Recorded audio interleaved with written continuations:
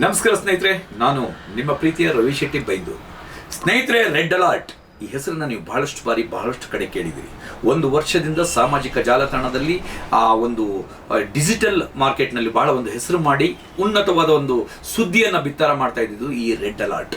ಈ red alert ಇವಾಗ ಒಂದು ಹೆಜ್ಜೆ ಮುಂದಿಡ್ತಾ ಇದೆ. ಒಂದನೇ ವರ್ಷಕ್ಕೆ ಪಾದಾರ್ಪಣೆ ಮಾಡಿದ ಈ ಒಂದು ಸುಸಂದರ್ಭದಲ್ಲಿ ಕೇಬಲ್ ಇಡೀ ಟೋಟಲ್ ನಮ್ಮ ಕರ್ನಾಟಕದಲ್ಲಿ ಹೆಚ್ಚಿನ ಭಾಗದಲ್ಲಿ ತನ್ನ ಕೇಬಲ್ನ ಮುಖಾಂತರವಾಗಿ ತನ್ನ ಜಾಲವನ್ನು ವಿಸ್ತಾರ ಮಾಡ್ತಾ ಇದೆ. ಈ ಒಂದು ಸುಸಂದರ್ಭದಲ್ಲಿ ಈ ಬಹಳಷ್ಟು ಸಾಧನೆ ಮಾಡಿದ ಸಾಧನೆಗೈದಂಥವರಿಗೆ ಪ್ರಶಸ್ತಿ ಪ್ರದಾನ ಕಾರ್ಯಕ್ರಮವನ್ನು ಇಟ್ಕೊಂಡಿದ್ದಾರೆ ಮತ್ತು ಸಾಕಷ್ಟು ಸೇವೆ ಮಾಡಿದವರಿಗೆ ಸೇವಾ ಇದಿದೆ.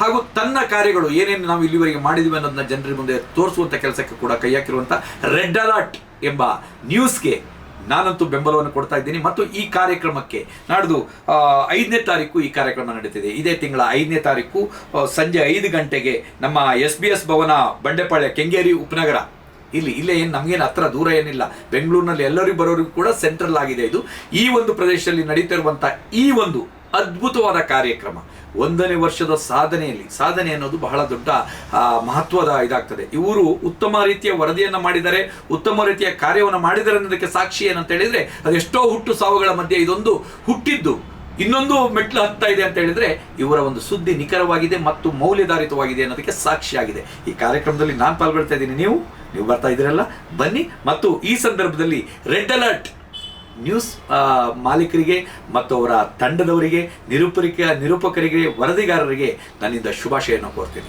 ಕರ್ನಾಟಕ ರಾಜ್ಯ ಕಾರ್ಮಿಕ ಪರಿಷತ್ ಸದಾ ಇವ್ರ ಜೊತೆ ಇರುತ್ತೆ.